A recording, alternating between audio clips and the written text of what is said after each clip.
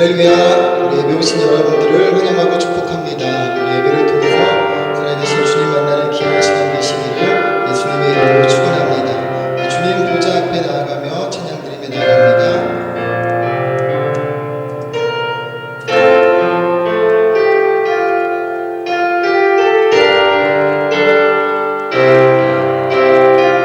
주의 보좌로 나아갈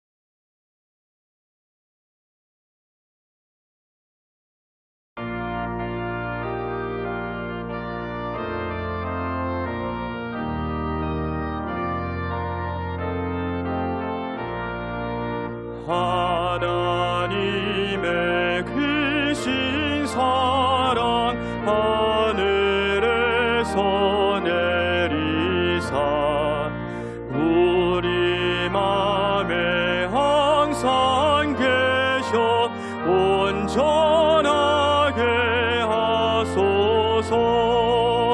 우리 주는 자비하사 사랑 무한하시니 두려워서 떠는 자를 구원하여 주소서.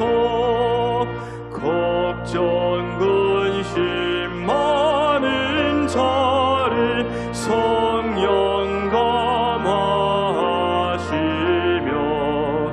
복과 은혜 사랑받아 평안하게 하소서. 주께 끝이 되신 주님 항상 인도하셔서 마귀 유혹받는 것을 속히 끊게 하소서. 전능하신 아버지여 주의 능력 주시고 우리 맘에 임하셔서 떠나가지 마소서. 주께 영광 항상 돌려 천사처럼 섬기며 주의 사랑 영영토록 찬송하게 하소서. 우리들이 거듭나서 흠이 없게 하시고 주의 크신 구원받아 온전하게 하소서. 영광에서 영광으로 천국까지 이르러 크신 사람 감격하여 경배하게 하소서.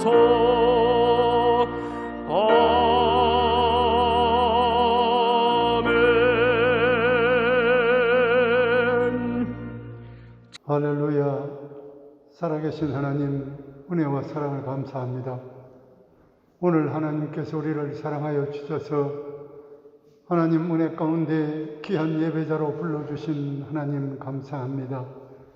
비록 지금 이 모든 세상은 코로나 관계로 심히 어렵고 힘들지만은 하나님께서 우리에게 복 주시기 위해서 이 자리를 허락해 주신 하나님께 다시 한번 감사드립니다. 바라옵고 원하옵기는 하나님 오늘도 주님 앞에 연약한 이대로 부족한 이대로 내 모습이 들어왔사오니 하나님 불쌍히 여겨주시고 예수님의 십자가 보혈로서 우리의 영혼중에 잘못된 모든 죄를 용서하여 주시옵기를 원합니다. 하나님이 어려운 시기에도 하나님께서 우리를 사랑하여 주셔서 우리가 어디서 무엇을 하든지 간에 하나님의 장중에 품어주시고 늘 승리하게 해주신 하나님께 감사를 드립니다. 특별히 어머니 이 코로나 문제로 하나님 세상은 힘들지만은 이를 통하여서 우리에게 많은 것을 깨닫게 해주시고 더욱 감사할 수 있는 마음을 주심을 감사합니다. 하나님께서 우리를 이 땅에 지으실 때에 하나님 가장 중요한 것이 우리가 주님을 기쁘게 해드리며 주님 앞에 예배드리는 것인데 하나님께서 우리 본분을 기필코 깨달을 수 있도록 허락해 주신 하나님 감사합니다. 아버지 때를 얻든지 못 얻든지 우리가 어느 곳에 있든지 늘 기도하게 도와주시고 기도함으로 하나님을 만나 날마다 변화받을 수 있도록 도와주시옵기를 원합니다. 그동안 하나님께서 우리 교회를 사랑해 주셔서 하나님의 사랑하는 백성들 어느 곳에 있든지 늘 불꽃 같은 눈으로 지켜주시고 하나님과 말씀과 진리 중에 거할 수 있도록 축복해 주신 하나님 감사합니다. 오늘도 마음의 소원을 가지고 각자 아버지의 서서히 예배 드릴 때 하나님의 저들에게 성령 임하여 주셔서 모든 문제가 해결되며 성령 재충만하며 하나님 은혜 더욱더 감사 감격하는 귀한 백성들 될 수 있도록 도와주시옵소서. 우리 교회를 사랑하여 주셔서 지금까지 하나님 어려움 없도록 지켜주신 하나님 감사합니다. 설사 어려움을 만났다 할지라도 하나님께서 모든 일을 합력하여 선으로 이루어 주셔서오니 감사합니다. 앞으로 하나님 놀라운 뜻과 계획이 우리 교회를 통해서 아름답게 이루어지게 도와주시고 우리 교회 오는 자들마다 영혼이 잘된 같이 범사가 잘되고 강건하는 놀라운 축복이 저들에게 임하게 도와주시옵소서. 이제 목사님 하나님 늘 아버지 교회를 위하여 하나님 진실로 눈물로 기도하실 텐데 하나님 어떤 제목이든 하나님께서 아시오니 하나님 뜻 가운데 모든 기도가 응답되고 성령 재충만하며 아버지하며 능력의 종으로 권능의 종으로 축복해 주시고 오늘 말씀 전하실 때 귀한 말씀이 진실로 우리 심령 가운데 와 닿을 때 레마의 말씀이요 생명의 말씀이요 응답의 말씀이요 축복의 치료의 말씀이 될 수 있도록 하나님 도와주시옵소서. 우리 대한민국 복날해 주시고 정치 경제가 안정해도 국민의 행복에 잘 살 수 있도록 하나님 축복해 주시고 아버지 세계 모든 코로나19가 깨끗이 퇴치되고 백신이 공급되는 것마다 부작용이 없도록 하나님 도와주시옵소서.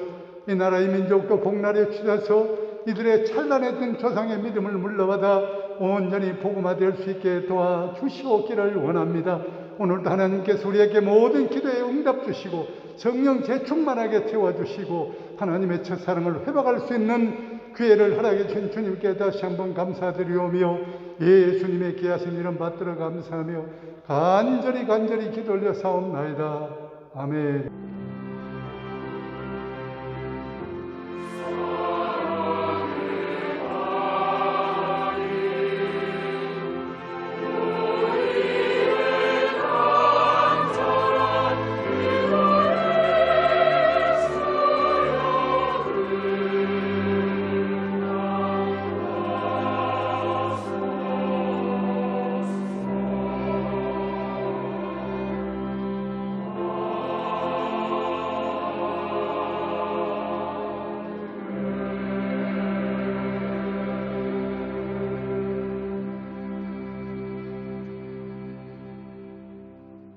할렐루야. 오늘 은혜 받으실 하나님 말씀은 마태복음 28장 16절에서 20절까지의 말씀입니다. 마태복음 28장 16절에서 20절까지의 말씀 다 함께 합독하시겠습니다. 11 제자가 갈릴리에 가서 예수께서 지시하신 산에 이르러 예수를 배웠고 경배하나 아직도 의심하는 사람들이 있더라. 예수께서 나와 말씀하여 이르시되 하늘과 땅의 모든 권세를 내게 주셨으니 그러므로 너희는 가서 모든 민족을 제자로 삼아 아버지와 아들과 성령의 이름으로 세례를 베풀고 내가 너희에게 분부한 모든 것을 가르쳐 지키게 하라. 볼지어다 내가 세상 끝날까지 너희와 항상 함께 있으리라 하시니라. 아멘. 할렐루야. 한 주간 평안히 잘 지내셨습니까? 봄이 왔다 생각했는데 또 추워지고 날씨를 예측할 수 없는 한 주였던 것 같습니다. 오락가락하는 날씨 가운데서도 건강하게 매일을 잘 보내실 수 있기를 바랍니다. 오늘은 우리가 온라인으로 예배를 드리는데요. 우리 마음의 중심이 주님을 향하는 시간이 되어서 각자의 자리에서 드려지는 예배를 통해 주님의 은혜를 체험하는 시간이 되시기를 예수님의 이름으로 축원합니다. 저는 오늘 함께 읽은 본문의 말씀을 중심으로 예수님의 마지막 부탁이라는 제목으로 말씀을 나누고자 합니다. 부활하신 예수님은 하늘로 올라가시기까지 40일 동안 세상에 머무시면서 부활하신 자신의 모습을 직접 보여주셨습니다. 40일 동안 예수님은 모든 소망을 잃어버리고 낙심하고 있던 제자들에게 찾아가셔서 만나주시며 그들의 상처받은 마음을 위로하시고 잃어버린 소망과 사명을 회복시켜 주셨습니다. 특별히 요한복음 20장과 21장을 보면 예수님께서는 4번 제자들에게 찾아오셔서 제자들을 만나주신 일을 기록하고 있습니다. 예수님은 먼저 막달라 마리아를 찾아오셨습니다. 요한복음 20장 11절부터 18절까지의 말씀을 보면 예수님의 빈 무덤을 보고 놀라서 예수님의 시신을 애타게 찾고 있던 막달라 마리아에게 찾아오시고 부활하신 모습을 직접 보여주셨습니다. 막달라 마리아는 7 귀신이 들렸던 여인입니다. 보통의 삶을 정상적으로 살아가기 힘들었지만 예수님께서 그의 삶을 정상적인 삶으로 회복시켜 주셨습니다. 그리고 그 이후 막달라 마리아는 여제자로서 예수님을 열심히 섬기며 따랐음을 볼 수 있습니다. 어느 누구보다도 예수님을 사랑하며 섬겼던 막달라 마리아는 예수님의 죽음을 보며 슬퍼했습니다. 그리고 예수님의 시신이 없어진 것을 보았을 때 얼마나 놀라고 당황했을까 싶은 생각이 듭니다. 그런 막달라 마리아에게 예수님은 부활 후에 가장 먼저 찾아오셔서 그의 슬픔이 변하여 기쁨이 되게 하셨습니다. 그리고 두 번째로 예수님은 두려워하고 있는 제자들에게 또한 찾아오셨습니다. 요한복음 20장 19절에 이날 곧 안식 후 첫날 저녁 때에 제자들이 유대인들을 두려워하여 모인 곳의 문들을 닫았더니 예수께서 오사 가운데 서서 이르시되 너희에게 평강이 있을지어다 라고 말씀하셨습니다. 예수님의 제자들은 예수님이 십자가에 죽으신 후에 유대 사람들을 두려워해서 자기들이 모인 집의 문을 모두 잠그고 있었습니다.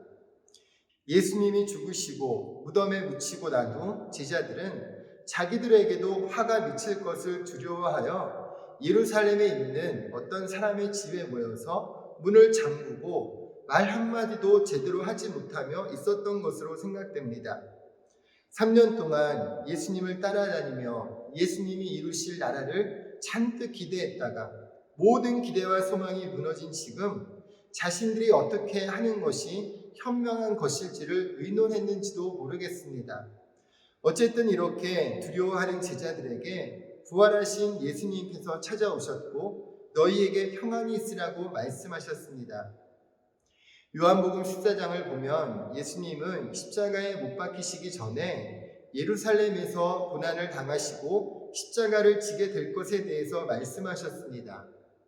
이 말씀을 들은 제자들은 주님이 안 계신 우리는 이제 어떻게 될까 하는 근심을 갖게 되었습니다. 근심하는 제자들을 향하여서 너희는 마음에 근심하지 말라 하나님을 믿으니 또 나를 믿으라고 하시고 내가 너희에게 주는 평안은 세상이 주는 것과 같지 아니하니라. 너희는 마음의 근심도 말고 두려워하지도 말라고 말씀하셨습니다. 그러면서 요한복음 14장 18절에서 내가 너희를 고아와 같이 버려두지 아니하고 너희에게로 오리라고 말씀하시면서 제자들의 마음에 평안을 주셨습니다. 예수님은 두려움 가운데 있던 제자들을 찾아오셔서 다시 한번 그들의 마음에 평안을 주셨습니다. 그리고 부활하신 예수님은 세 번째로 제자들에게 찾아오셨고 그곳에서 도마를 만나 주셨습니다. 예수님의 제자 중 10사람은 부활하신 주님을 만나 뵙고 두려움도 사라지고 평안을 얻게 되었습니다. 그런데 그 자리에 없던 도마는 예수님의 부활을 믿을 수가 없다고 하였습니다. 보통 도마를 의심 많은 도마, 믿음이 없는 도마라고 표현하지만 도마는 그 누구보다도 합리적이고 논리적인 사람입니다. 자신이 직접 보고 논리적으로 이해가 되어야만 믿었던 사람이었습니다. 도마의 논리적이며 합리적인 생각은 오히려 부활의 주님을 믿지 못하는 방해물과 같은 것이었습니다. 그래서 다시 제자들을 찾아오신 예수님은 도마를 만나 주셨고 도마에게 평강이 있을지어다 라고 말씀하셨습니다. 자신이 경험한 것만을 믿는 합리적이며 논리적인 도마의 마음에 의심이 변하여 확신이 되게 하셨고 부활의 신앙을 갖게 하셨던 것입니다.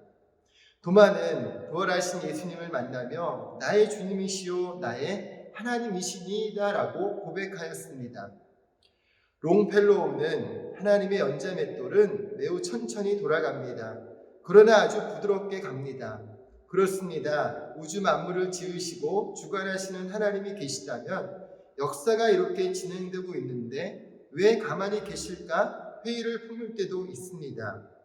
그러나 부활하신 주님이 우리를 찾아오신 것은 우리 모든 인간의 회의에 대한 최후의 해답이 되십니다. 도마는 부활하신 주님을 뵙고 진실로 나의 주시며 나의 하나님이십니다 라고 고백했습니다. 우리도 모든 의심을 버리고 확신을 가지고 승리하시기를 바랍니다 라고 하였습니다.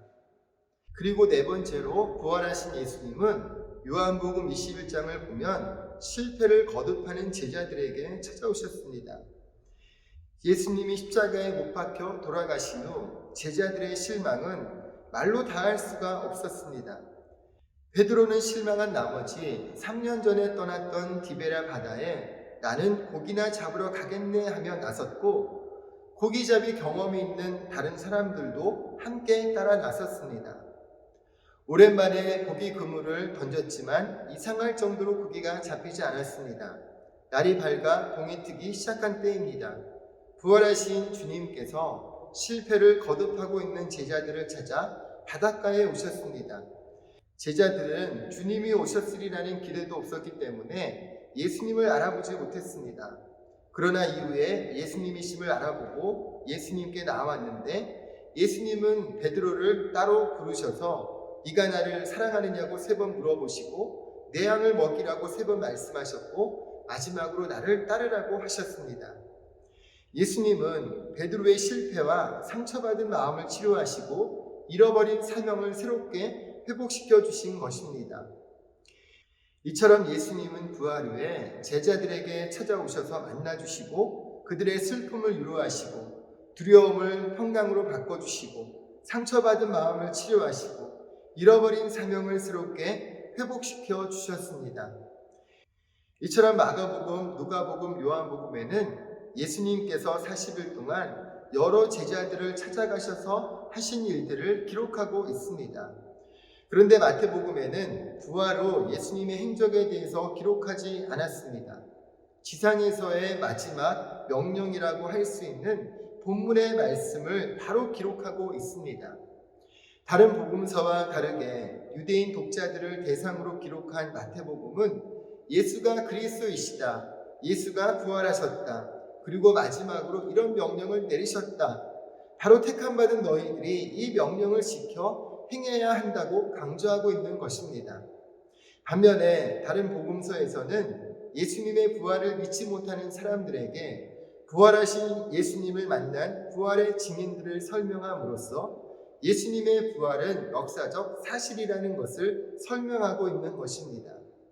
그러나 단지 부활의 증인을 설명하기 위한 것일 뿐만 아니라 예수님의 마지막 지상 명령을 결론으로 말씀하시기 위한 것입니다. 누가복음 24장 48절의 말씀에 보면 너희는 이 모든 일의 증인이라고 말씀합니다. 그리고 사도행전 1장 8절의 말씀에 보면 오직 성령이 너희에게 임하시면 너희가 권능을 받고 예루살렘과 온 유대와 사마리아와 땅끝까지 이르러 내 증인이 되리라 하시니라고 말씀합니다. 예수님께서 부활 후에 제자들을 만나시고 그들의 슬픔을 위로하시고 두려움을 평강으로 바꿔주시고 상처받은 마음을 치료하시고 잃어버린 사명을 새롭게 회복시켜 주신 이유는 증인이 되게 하시기 위한 것입니다. 오늘날 택하심을 받아 하나님의 자녀가 된 그리스도인들이 집중해야 할 한 가지 일은 바로 증인된 삶입니다.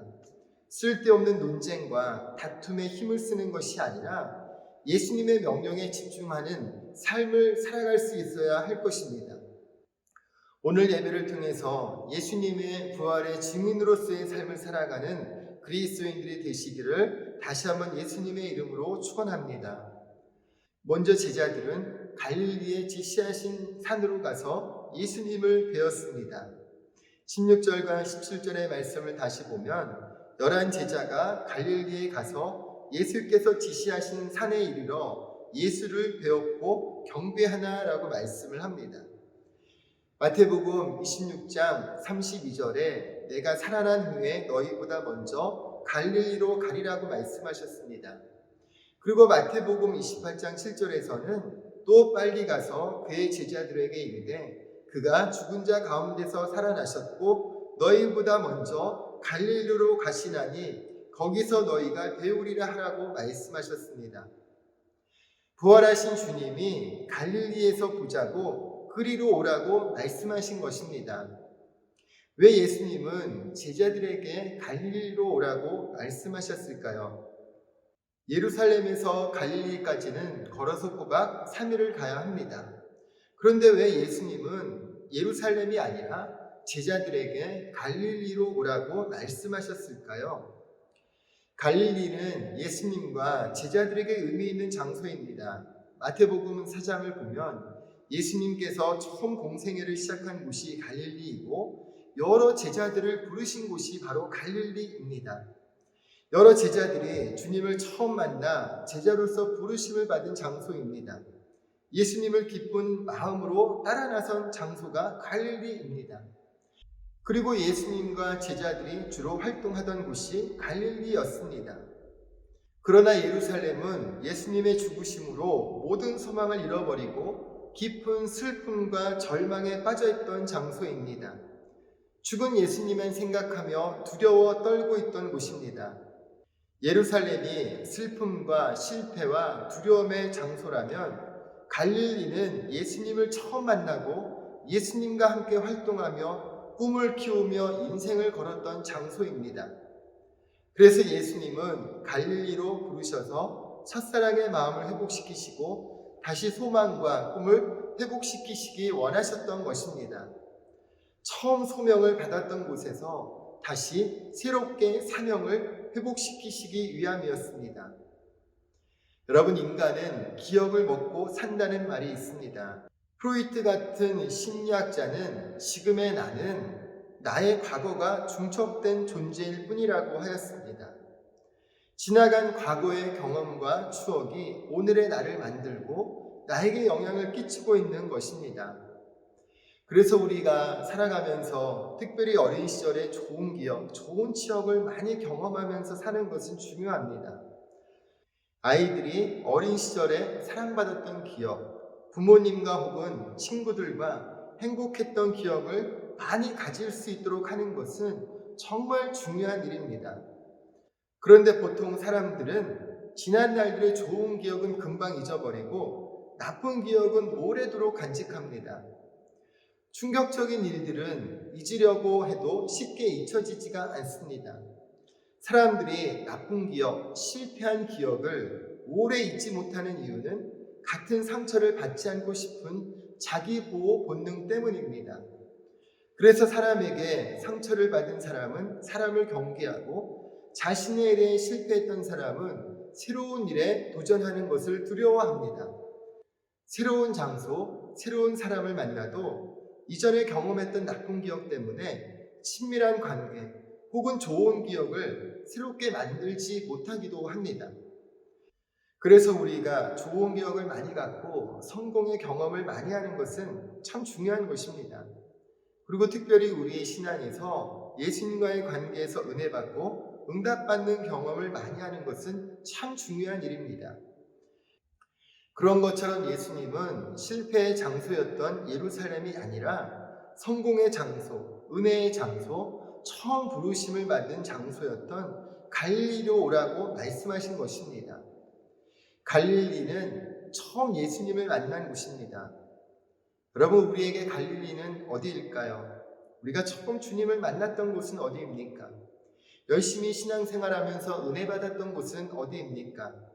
갈릴리는 장소의 문제가 아니라 예수님을 처음 만난 곳이고 부활하신 예수님을 다시 만난 곳이고 부활하신 예수님에게 마지막 지상명령, 바로 사명을 새롭게 받은 장소입니다. 오늘날 우리는 세상의 혼란스러움 속에서 살아가고 있습니다. 코로나 전염병으로 당연하던 일상이 당연하지 않은 것이 되어버렸고 쉽게 회복되지도 않고 있습니다. 날씨도 이상 현상으로 더웠다가 추웠다가 햇볕이 쨍쨍했다가 비바람이 내리고 도저히 예측할 수도 적응하기도 힘이 듭니다. 우리의 건강도 염려되고 앞으로의 삶이 또 어떻게 될지도 예측할 수 없는 환경에 살고 있습니다. 교회적으로도 이제까지 이런 시간을 보낸 적이 없는 것 같습니다. 이렇게 장시간 예배드리는 것에 제약을 받고 마음껏 찬양할 수도 없고 기도할 수도 없는 시간을 보냈던 적이 없었던 것 같습니다. 자연히 우리의 믿음도 이전과는 다르게 약해지는 것 같고 예배에 대한 간절함과 감격도 옅어지는 것은 아닌가 하는 생각을 해보게 됩니다. 다시 우리도 예수님을 처음 만났던 자리, 부활하신 주님을 만나는 예배와 말씀의 자리를 회복해야 합니다. 오늘 우리가 드리는 이 예배를 통해서 부활하신 예수님을 만나고 새롭게 사명을 받아서 부활하신 주님의 증인으로서 더욱 힘있게 주님을 섬기며 살아가는 그리스도인들이 되시기를 예수님의 이름으로 축원합니다. 둘째로 계속해서 보면 예수님을 경배하는 사람과 의심하는 사람들에 대해서 생각해 보고자 합니다. 17절 하반절에 예수님을 배웠고 경배하나 아직도 의심하는 사람들이 있더라고 말씀을 합니다. 당시에는 12제자 이외에 예수님의 부활을 목격한 많은 제자들 그룹이 있었습니다. 그들이 예수님을 배웠고 경배하였지만 어떤 사람들은 예수님의 부활을 보고도 믿지 못한 사람들이 있었습니다. 제자들 중에는 예수님을 처음 따를 때에 이스라엘을 정치적으로 해방시켜 주실 분으로 믿었습니다.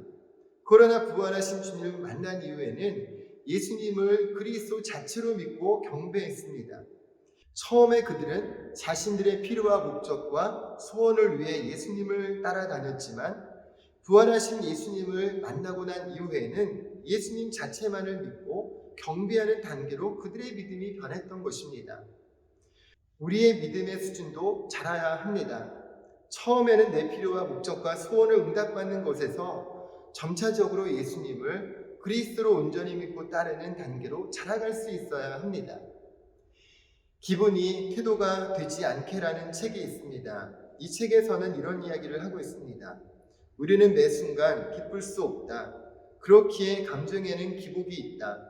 그리고 매우 친밀한 관계에서는 그 감정을 일부러 드러내는 경우도 혹은 미리 알아채고 맞춰주는 경우도 있다. 그러나 우리가 사회생활을 할 때에는 대다수의 타인을 대할 때에는 내 기분이 태도가 되어서는 안 된다. 내 기분 따라 표정을 짓고 말을 내뱉고 내 기분대로 타인을 대해서는 안 된다. 이때 우리가 헷갈리지 말아야 하는 것이 하나 있다. 감정을 억누르지 말라는 말, 내 감정을 외면하지 말라는 말, 그 말의 오류에 빠져서는 안 된다. 감정을 억누르지 말라는 말은 그날의 기분대로 감정을 마구 표현하거나 내 감정에 취해 타인의 감정을 아랑곳하지 않는다거나 언제든 내 감정대로 사람을 대해도 된다는 의미가 아니다. 감정을 억누르지 말라는 말은 현재 내 감정이 어떤 상태인지, 무엇 때문에 기분이 상했는지, 어떤 때에 욱하게 되는지, 어떤 상황이 기분을 언짢게 했는지, 무엇 때문에 화가 치미는지, 어떤 때에 내가 우울해지는지, 내가 그 사람과 있을 때 왜 불편한지, 내가 두려워하는 것의 이유가 무엇인지, 그것이 언제부터 시작된 감정인지, 지금의 내 상황과 감정을 모른 척하지 말고 때로는 제3자가 되어 객관화해서 바라볼 수 있어야 한다는 의미이다. 모른 척하고 외면한 채 억눌러둔 감정은 언젠가 폭발할 수 있기 때문이다. 그때마다 감정의 이유를 명확하게 인식하고 감정을 감정으로서 그것은 내가 아님을 바라보고 있는 그대로의 감정을 수용하고 흘려보낼 수 있어야 하는 것이다. 결코 감정이 나를 잠식해서는 안 된다는 것, 그런 의미에서 받아들일 수 있어야 한다. 잊지 말아야 한다. 감정은 내가 아니다. 나의 기분이 나의 태도가 되어서는 안 된다. 이것을 우리의 신앙에 적용해 보면 기분이 나의 믿음 태도가 되어서는 안 된다고 말하고 싶습니다. 우리의 감정에 따라서 예수님을 향한 태도, 믿음이 달라지는 것은 건강한 신앙이 아닌 것입니다. 오늘 우리의 믿음이 모든 순간, 모든 상황에서 예수님을 경배하고 믿고 따르고 섬기는 그리스도인들이 되시기를 예수님의 이름으로 축원합니다. 마지막으로 예수님은 제자들에게 모든 민족을 제자 삼으라고 말씀하셨습니다. 19절과 20절 말씀을 다시 읽어보면 그러므로 너희는 가서 모든 민족을 제자로 삼아 아버지와 아들과 성령의 이름으로 세례를 베풀고 내가 너희에게 분부한 모든 것을 가르쳐 지키게 하라. 볼지어다 내가 세상 끝날까지 너희와 항상 함께 있으리라 하시니라고 말씀합니다. 제자로 삼으라고 번역된 말 마데 큐사테는 제자를 만들라는 강한 명령입니다. 이 말은 사람들에게 복음을 전하고 가르침과 훈련을 통해서 복음을 받아들인 사람들을 주님의 참된 제자로 만들라는 것을 의미합니다.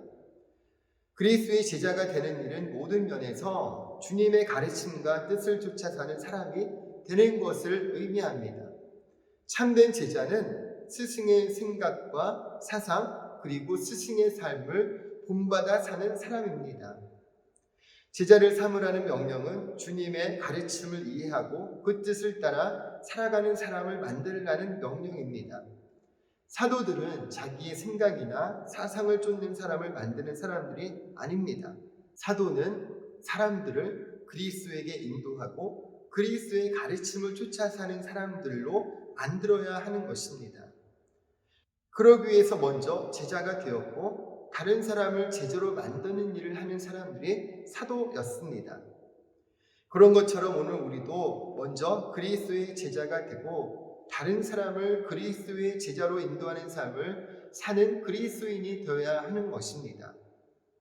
티벳의 산속 마을에서 태어난 텐진 라르파라는 사람이 있습니다.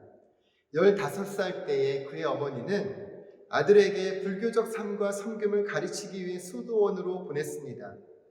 그러나 텐진은 수도원에서의 삶이 비참했습니다.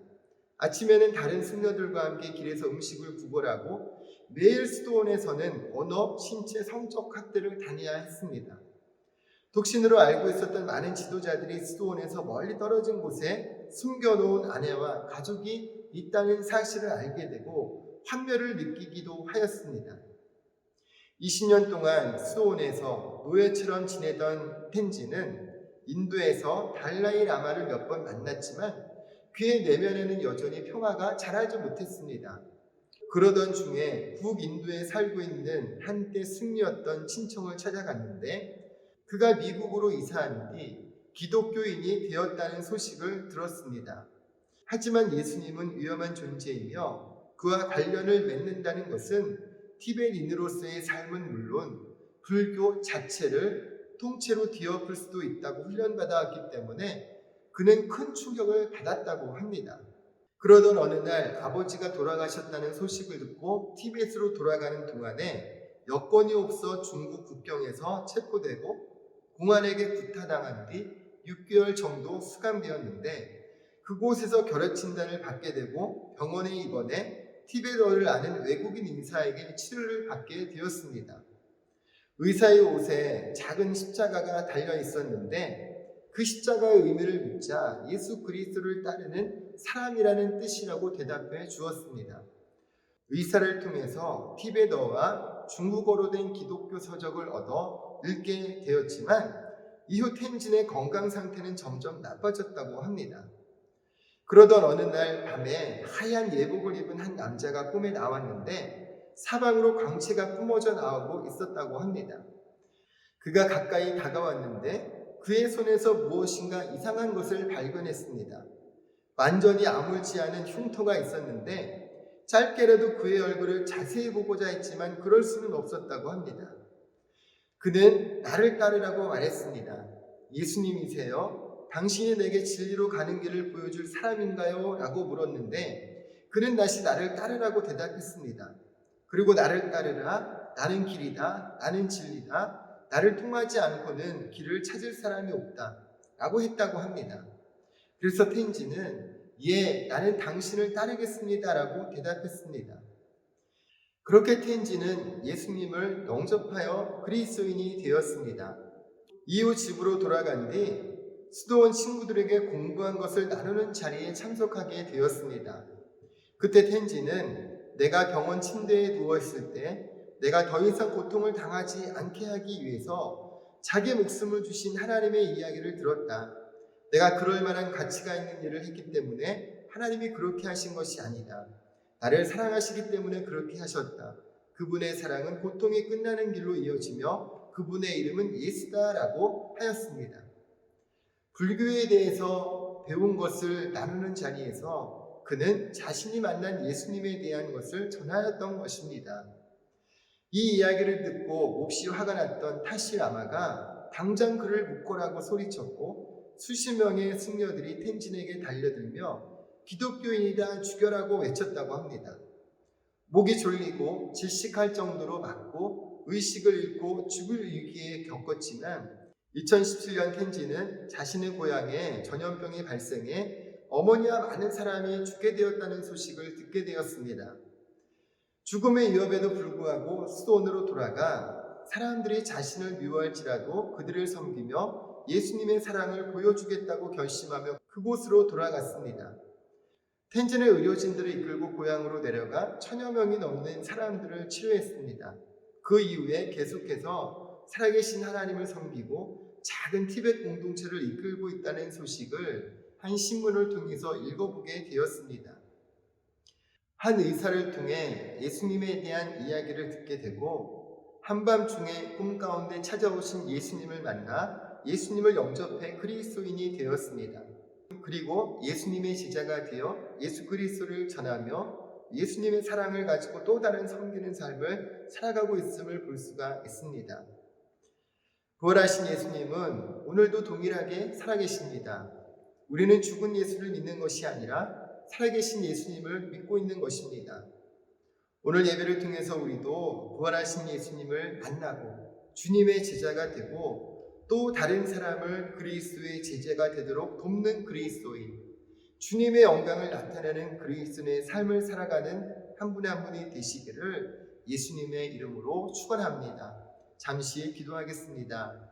좋으신 하나님 감사합니다. 오늘 주님 전에 모여 함께 예배할 수 있도록 인도하여 주심을 감사합니다. 우리는 부활하신 예수님을 믿습니다. 부활하신 예수님을 오늘도 믿고 그 부활하신 예수님의 제자가 되어 부활하신 예수님을 또 전하며 또 다른 사람이 예수님의 제자가 되도록 돕는 삶을 살고 있음을 주님 고백합니다. 우리의 마음 가운데 날마다 주의 성령의 충만함으로 채워주시고 부활하신 주님을 향한 온전한 경배와 찬양을 통해 예수님과의 친밀한 은혜를 날마다 경험하게 하시고 우리가 주님의 은혜와 능력 안에서 승리하는 삶, 또 주님의 부활을 전하는 부활의 증인으로서의 삶을 살기에 부족함이 없도록 은혜를 다하여 주옵소서. 오늘 예배를 통해 우리가 주님을 만나기를 원합니다. 또한 주의 십자가 앞에 모든 삶의 연약함을 내려놓기를 원합니다. 모든 문제가 떠나가게 하시고 사망의 권세 쫓겨나가며 질병의 권세가 쫓겨나가게 하시고 살아계신 주님의 역사하심을 체험해 우리가 주님의 능력 안에서 승리하는 삶, 하나님의 응답의 역사를 체험하는 복된 시간 될 수 있도록 은혜를 다하여 주옵소서. 모든 영광 주님 받으시기 원하올 때 예수님의 이름으로 축복하며 기도드립니다. 아멘.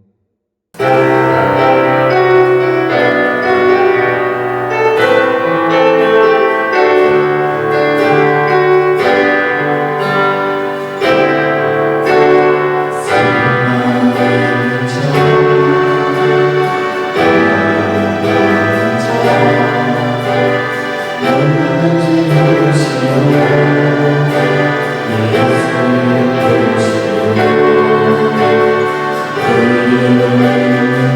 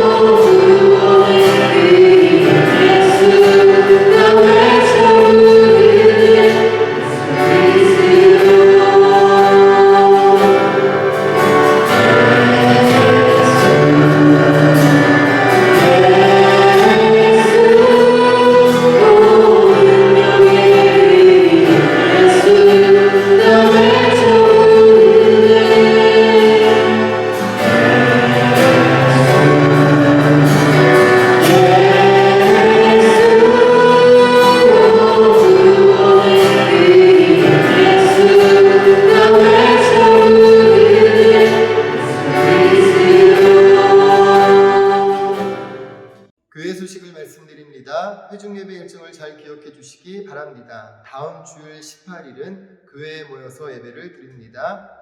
코로나 바이러스가 속히 퇴치되도록 기도해 주시고 건강관리 잘 하시기를 바랍니다. 사랑의 동전 모으기에 계속적인 관심을 가져주시기 바랍니다. 작정하신 헌금은 온라인 예배 시에 온라인으로 송금해 주시기를 바랍니다. 새벽 예배를 방송하는 가운데 있습니다. 새벽 예배 함께 동참하셔서 교회를 위해 기도해 주시기 바랍니다.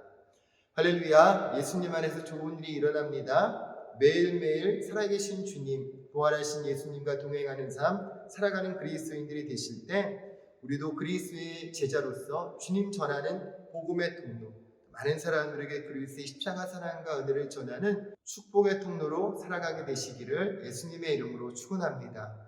들으신 자면서 기도합니다. 참 좋으신 하나님 감사합니다. 오늘 귀한 예배를 통해 주님 앞에 영광 돌리게 하심을 감사합니다. 우리도 이 땅 가운데 부활의 증인으로서 살아가게 하여 주옵시고 하나님 앞에 영광이요 많은 사람들에게 그리스도의 은혜와 복음을 흘려보내는 축복의 통로, 복음의 통로로 살아갈 수 있도록 은혜를 다하여 주옵소서. 오늘 주님 앞에 예배할 때 정성껏 준비한 예물 올려드립니다. 예물 주님께서 기뻐 받아주시고 드린 손길 가운데 주의 복으로 가득 채워주실 때 건강물질 형통함으로 채워주시고 땅에서 복을 받고 하늘의 상급을 쌓는 복된 삶 살아갈 수 있도록 주님 도와주옵소서. 믿고 감사드리며 예수님의 이름으로 축복하며 기도드립니다. 아멘.